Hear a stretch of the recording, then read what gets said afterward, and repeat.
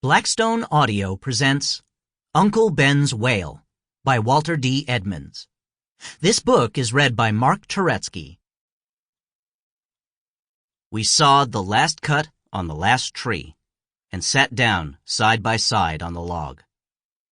John got at a wad of happy days when he saw that I was lighting my pipe and stowed it away in his right cheek.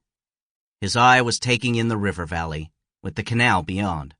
Some plover was calling down the river, but he did not hear them. And then, just as I was getting back my wind, he swung his eye round at me. "Say," said he, "did I ever tell you about my Uncle Ben?" Chapter 1. My Uncle Ben Meekum was kind of a dingy old coot.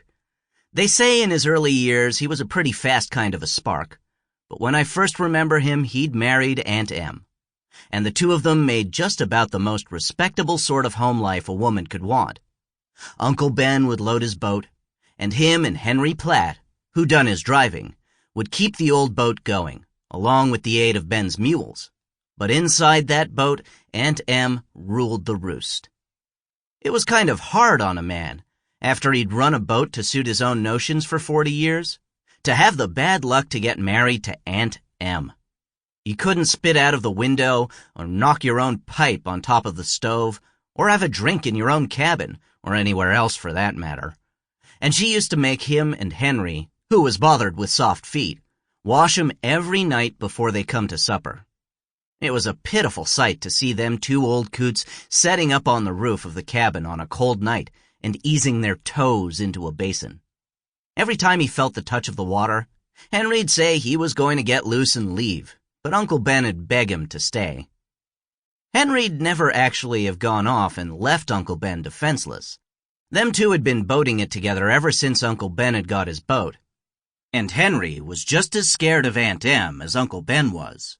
If he'd have left, he'd have been scared clean crazy of her coming after him. I don't say Aunt Em was a bad woman, but she was too big to live in a boat. She'd always been heavy, and her blood pressure generally kept going up on her.